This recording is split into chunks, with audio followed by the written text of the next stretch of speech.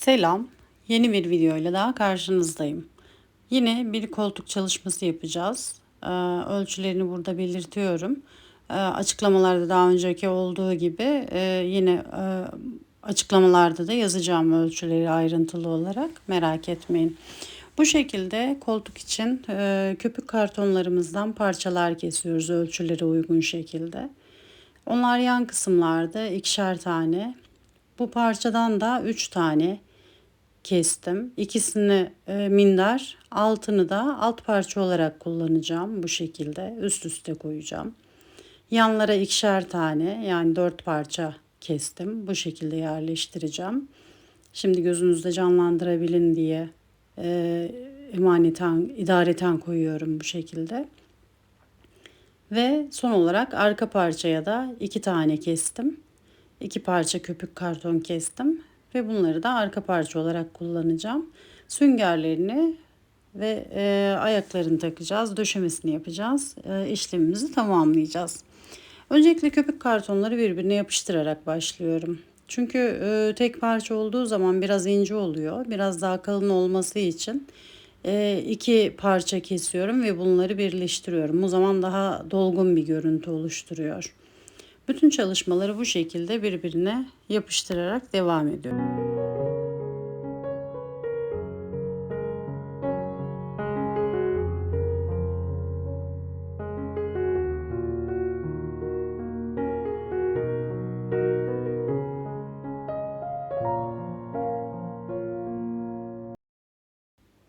Evet, yapıştırma işlemini tamamladık. Şimdi yerlerine tekrar yerleştiriyorum.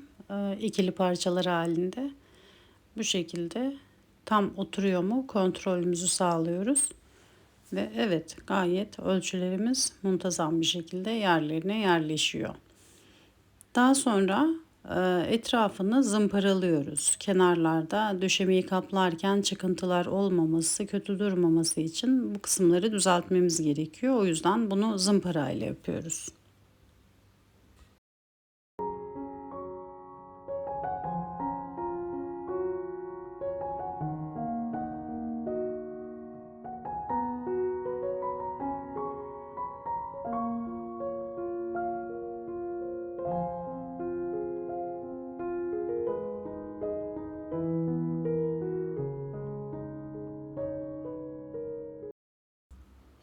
Evet, zımparalama işlemimizi de tamamladıktan sonra şimdi köpük süngerlerimiz vardı elimizde. Bunları kesiyoruz. Aynı şekline göre, kalıbımıza göre, aynı ölçüde. Bunlar oturma kısmı olacak çünkü. Daha yumuşak bir görüntü katması için bu şekilde çok kalın olmayan süngerler kullanıyorum. Bunlar hem köpük tarzı hem de sünger gibi. Hani tam sünger değil, tam köpük de değil. Bu şekilde, bu kalınlıkta ürünler. Bunlardan bu şekilde bütün kalıplar için uygulayacağız aynı çalışmayı. Bu oturma koltuğu için kestiğim parça. Yanlar ve sırt için de aynı işlemi yapacağım. Ve bunları bu şekilde ürünlere, köpük kartonlarımıza yapıştıracağım, sabitleyeceğim. Kaymasını istemiyorum çünkü kumaşı döşerken kayma yapabilir. Kalıbına uygun şekilde kestiğimiz için tam yerleştiriyoruz. Evet, bu şekilde bütün parçalara aynı işlemi uyguluyoruz. Alt kısma yapıştırdık ancak sırt kısma yapıştırırken size bir detay göstermek istiyorum. Boydan boya sünger yapmıyoruz sırt kısmı. Çünkü alttakinin kabartısıyla mesafe açılacak, yandaki parçalar oturmayacaktır. O yüzden alttaki parçaya süngerin geleceği kısmı, biteceği kısmı işaretliyorum. Yani o işaretlediğim kısma kadar sünger yapıştırıyorum. Alt tarafı boş kalıyor. Bunun sebebi aşağı kadar süngeri devam ettirsem arada bu sefer boşluk oluşacak ve yandaki parçalarımız o kısma oturmayacak. O aradaki genişlik kalacak. O da ciddi görüntüde ve uygulamada problemler oluşturacak. Bu püf nokta. Lütfen buna dikkat edin. En detaylı kısımlardan birisi bu. Sadece sırta gelecek kısma yapıştırıyoruz süngerimizi.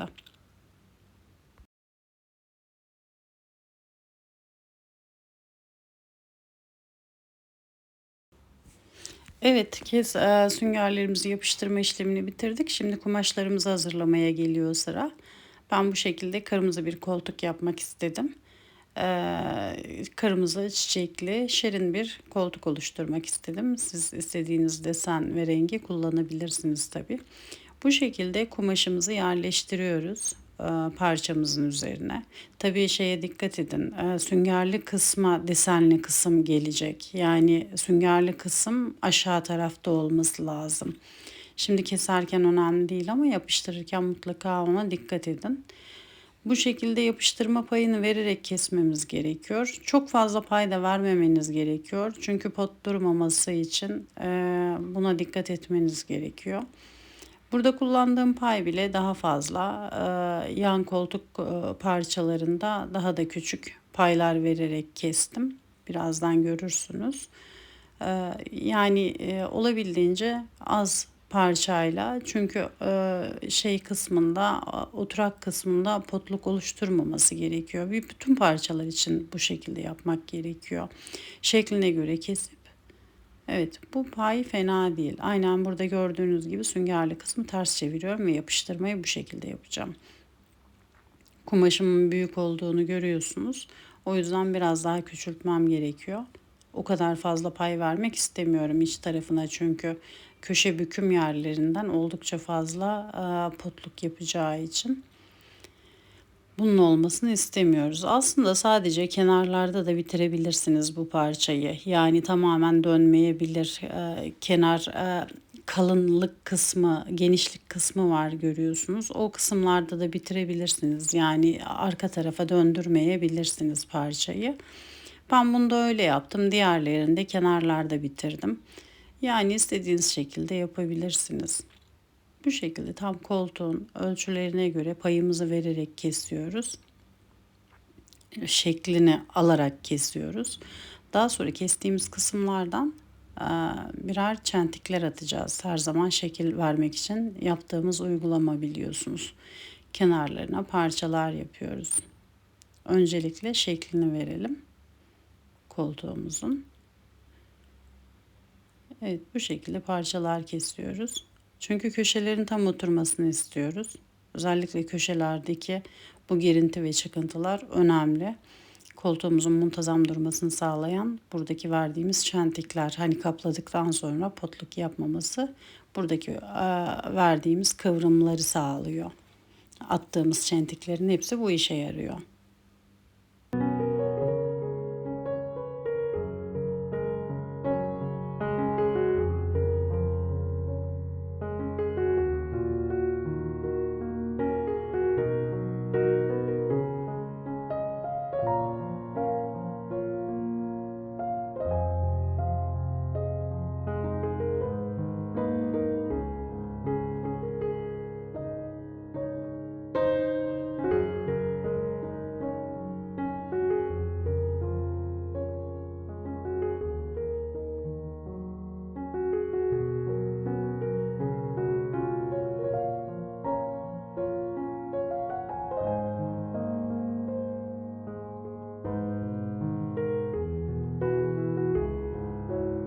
Evet, yapıştırma işlemimizi tamamladık. Şimdi gördüğünüz gibi hani payı az vermekten kastım buydu. Burada kalan parçaları çok bırakmak istemiyoruz. Burada biraz fazla kaldığı için ben onları da makasla fazlalıklarını alıyorum. Siz daha da küçük kesebilirsiniz. Ama hani kumaşın kayma ihtimalini de düşünerek tabii birazcık payı bırakmak da gerekiyor. O hesaplamaları tam doğru yapmanız da önemli tabii bu anlamda. Fazlalıkları da temizledikten sonra, kumaşın çıkıntılarını da temizledikten sonra diğer parçalara geçeceğim.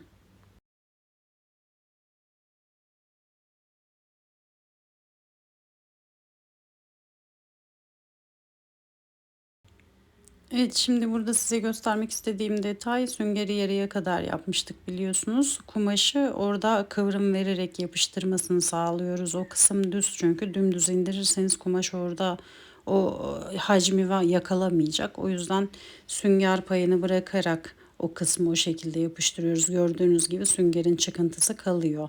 Sadece parçaya kumaşı köpeğe kumaşı yapıştırıyoruz. Süngerin kabartısını dikkate alarak, o payı vererek yapıyoruz kumaşın yapıştırma işlemini. Burada bu detayı size belirtmek istedim.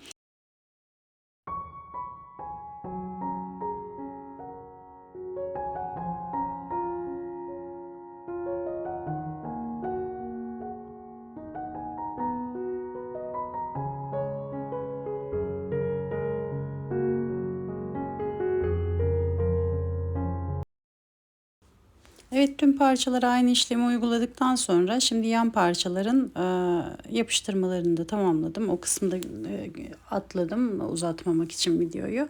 Bu şekilde aynı şekilde yine parçalar kesiyoruz. O beyaz kalan kısımları kapatmamız gerekiyor.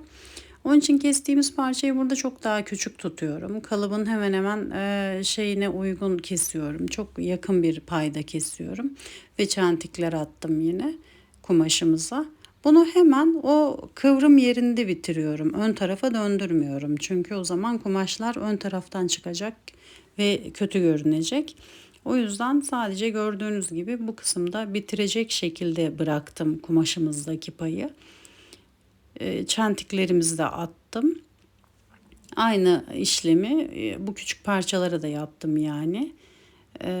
Ve buradan silikonumuzla bütün köşelerini yapıştırarak ve bütün parçalarımıza yine aynı işlemleri uygulayacağız. Parçalarımızın arkalarında kalan o beyazlıkları bu şekilde birer parça bezimizle, kumaşımızla kaplayacağız.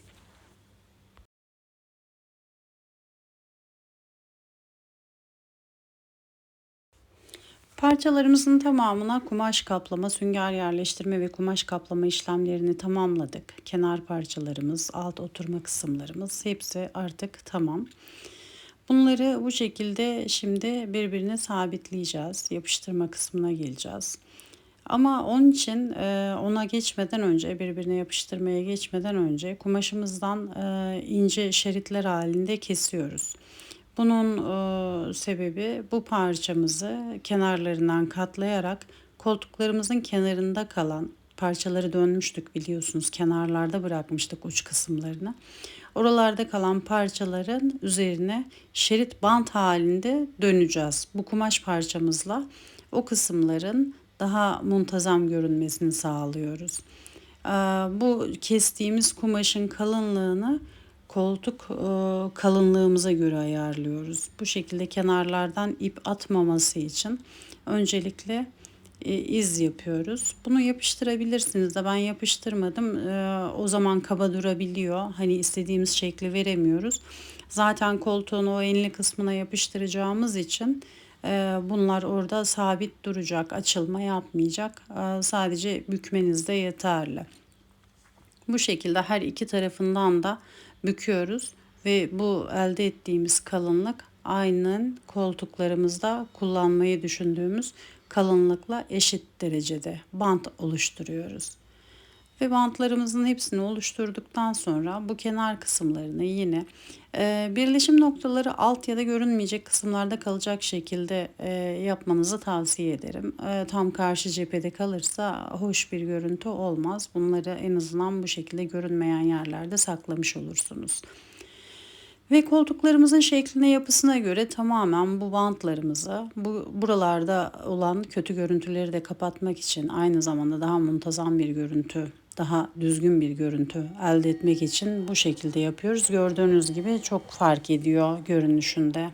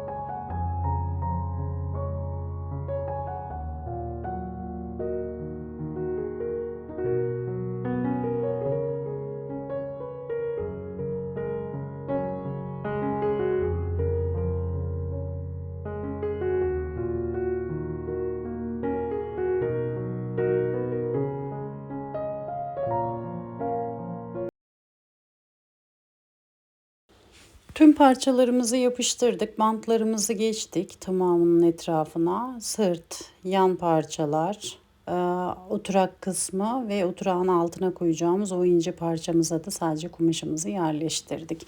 O en altta kalan parçaya sadece sünger koymadım.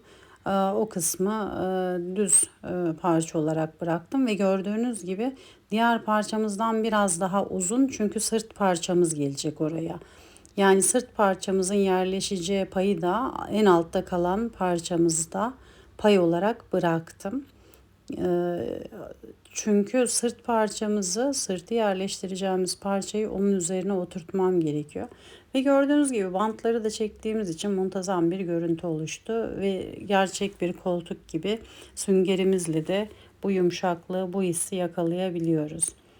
Evet, alt parçamızı da böyle yerleştiriyoruz ve o altta pay bıraktığımız için muntazam bir şekilde yerleşiyor yerine, gördüğünüz gibi. Hiç boşluk kalmadan bu şeyi tamamen birbirine yapışma kısmını sağlamış oluyoruz. Altta sünger uygulamamış olmamız bunu sağladı bize. Burada anlatmak istediğim detay oydu. Ve alttaki parçada bıraktığımız payı da bu şekilde görebilirsiniz. Bunu sağlamak için, yani üst sırt parçamızı oturtabileceğimiz pay bıraktık orada sadece. Onun oturacağı kadar pay bırakıyorsunuz, daha fazla değil. Evet, bu şekilde yapıştırma işlemimizi yapıyoruz. Şimdi yan kollarımızı da, koltuk dayama kollarımızı da yerleştireceğiz.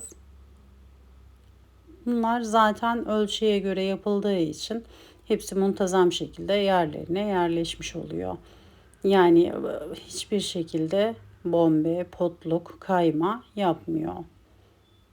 Sadece yapıştırırken dikkat etmeniz gerekiyor tam düzgün yapıştırmaya. Hani düzgün durmasını sağlayın. Eğri yapıştırmamaya özen gösterin. Dikkat etmeniz gereken tek husus o.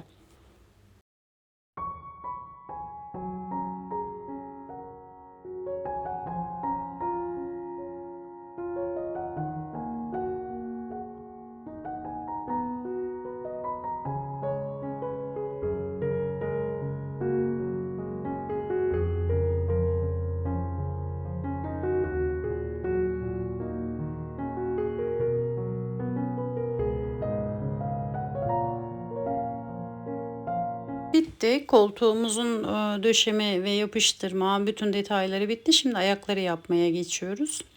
Kalın çubuklarım vardı. Bu çubuklardan belli yükseklikte, çok yüksek olmayacak şekilde 4 parça ayak kesiyorum. Aynı boyda kesiyorum. Ve bunları koltuğumun altına yerleştireceğim. Siz istiyorsanız daha farklı ayaklar da yapabilirsiniz. Ben koltuğum zaten yeterince kumaşı desenli olduğu için ayaklarda düz sade kullanmak istedim. Siz isterseniz daha böyle hareketli ayakta yapabilirsiniz. Hani oymalı, şekilli ayaklar verebilirsiniz. Bu şekilde 4 parça oluşturup bunları güzelce zımparalayıp koltuğumuzun uygun noktalarına yapıştırarak koltuğumuzu tamamlamış olacağız. Zımparalamayı unutmayın lütfen. Daha muntazam görünmesini ve ayakta sağlam durmasını sağlayacak. Bu şekilde yapıştırmalarınızı yaptıktan sonra koltuğumuz tamamlanmış oluyor.